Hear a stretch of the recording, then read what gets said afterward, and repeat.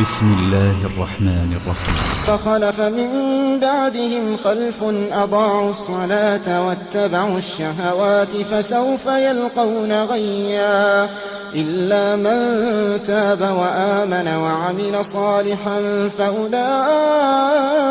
يدخلون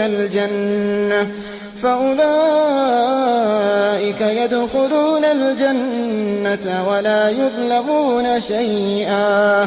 Bismillahirrahmanirrahim. Assalamu alaikum, que la paix soit sur vous. Donc tout d'abord, j'espère que vous allez toujours très bien. Alors aujourd'hui, bi'idhnillah, par la permission d'Allah, nous allons parler ensemble de la triche, le fait de tricher.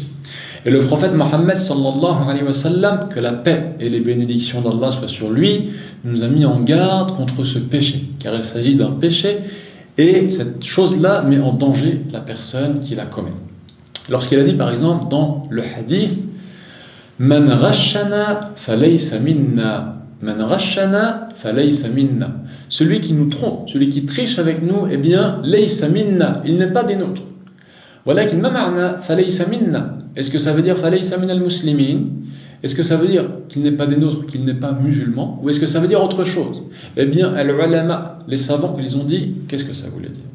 Ça veut dire falaysa ala tariqatina, eh bien il n'est pas sur notre voie, sur la voie des musulmans, qui consiste à quoi? Qui consiste en quoi? Qui consiste à être de bons conseillers, à être sincère, à être honnête. Ad-din an-nasiha, la religion c'est le bon conseil. Donc c'est ça, être sur la voie des musulmans. Donc éviter de tricher. C'est le conseil du prophète Mohammed sallallahu alayhi wa sallam. Et ça peut se manifester par exemple dans des transactions financières. Lorsque Mohammed sallallahu alayhi wa sallam a dit البيعان بالخيار البيعان بالخيار ما لم يتفرقا فإن صدقا وبينا بورك لهما في بيعهما. Eh bien, l'acheteur et le vendeur, ceux qui vont passer une transaction ensemble, d'accord? Ils ont le choix, d'accord? Tant qu'ils ne se sont pas séparés, ils ont le choix de revenir sur leur décision. Alors, si maintenant ils ont été honnêtes, et s'ils ont montré clairement quelles étaient les caractéristiques de la marchandise, eh bien la baraka, la bénédiction va être mise dans leur transaction. Et maintenant, wa in kadhaba wa katama, maintenant s'ils mentent et s'ils cachent les défauts, burikat ou muhiqat barakatu bay'ihima, eh bien la baraka, la bénédiction qui est dans leur transaction, elle va être détruite. Un exemple de triche, pendant les examens, un étudiant, il est en difficulté, il ne sait pas quoi faire.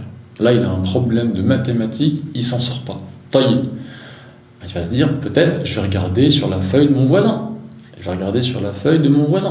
Mais en vérité, alam ya'lam bi anna Allah yara. Ne sait-il pas qu'Allah en vérité le voit? Et aujourd'hui, c'est une note. Demain, c'est le résultat, on va dire, pour avoir l'examen. C'est également avoir un diplôme. Mais plus tard, c'est quoi? C'est avoir un travail. Et ce travail-là, c'est quoi? C'est un revenu. Et le revenu, il est conditionné par toutes ces choses-là. Est-ce que ce revenu, il est halal, il est licite ou il est haram? Est-ce qu'il est illicite? Donc il s'agit de faire attention. Parce que Mohammed sallallahu alayhi wa sallam, notre prophète, nous a dit La tazulu qadama abdin yawm al-qiyamah hatta yus'ala an. Les deux pieds d'un serviteur ne bougeront pas de mawqif al-hisab, de l'endroit où on va leur demander des comptes, yawm al-qiyamah, au jour de la résurrection, tant qu'ils n'auront pas été interrogés sur quoi? An umrihi fima afnah, dans quoi est-ce qu'il a dépensé sa vie, dans quoi est-ce qu'il l'a passé. Wa an ilmihi fima fa'ala, et de sa science, qu'est-ce qu'il en a fait, comment est-ce qu'il a œuvré. Wa an malihi min ayna iktasaba, et de ses richesses, et c'est là, de ses richesses, comment est-ce qu'il les a gagnées? Est-ce qu'il les a gagnées à l'époque en trichant dans des examens ou pas? En partie. Wa fima anfaqah, et dans quoi est-ce qu'il a dépensé ses biens. Wa an jismihi fima afnah, ou fima ablah. On va l'interroger, il va être interrogé à propos de son corps, dans quoi est-ce qu'il l'a usé. Donc il s'agit de bien réfléchir à ça. Mais en même temps, de ne pas désespérer. Parce qu'il y en a qui vont se dire, mais wow, comment je vais m'en sortir? J'ai triché plusieurs fois un examen. Il ne faut pas désespérer. Revenir à Allah, demander pardon à Allah subhanahu wa ta'ala, et Allah accepte le repentir de celui qui lui demande pardon. Donc il ne faut pas désespérer et se dire que bi'idhnillah, c'est le moment de commencer de se réformer. C'est le moment de se réformer. Donc ça, c'est un point important pour ne pas désespérer de la miséricorde d'Allah. Alors maintenant, qu'est-ce qui peut se passer dans d'autres transactions? Des transactions par exemple commerciales. Les fraudeurs. Allah nous dit وَيْلٌ لِلْمُطَفِّفِينَ الَّذِينَ إِذَا اكْتَالُوا عَلَى النَّاسِ يَسْتَوْفُونَ. Malheur aux fraudeurs qui, lorsqu'ils font mesurer quelque chose auprès des gens pour eux, eh bien ils prennent tout ce qui leur est dû. Et non. وَيْلٌ لِلْمُطَفِّفِينَ الَّذِينَ إِذَا اكْتَالُوا عَلَى النَّاسِ يَسْتَوْفُونَ وَإِذَا كَالُوهُمْ أَوْ وَزَنُوهُمْ. Et lorsqu'ils mesurent quelque chose pour les gens, ou ils pèsent quelque chose pour le vendre aux gens, qu'est-ce qui se passe? يُخْسِرُونَ. Eh bien leur cause perte. وَيْلٌ لِلْمُطَفِّفِينَ الَّذِينَ إِذَا اكْتَالُوا على الناس يستوفون وإذا كالوهم أو وزنوهم يخسرون ألا يظن أولئك أنهم مبعوثون ليوم عظيم يوم يقوم الناس لرب العالمين. Et ceux-là ne savent-ils donc pas qu'il va y avoir un jour où ils vont être ressuscités et ils vont se tenir debout face au Seigneur des mondes? Non, ce jour azim, donc il s'agit de faire attention. Donc voilà, l'idée c'est quoi? L'idée c'est quoi? Premièrement, de faire le point sur soi-même. Où on en est par rapport à la tricherie.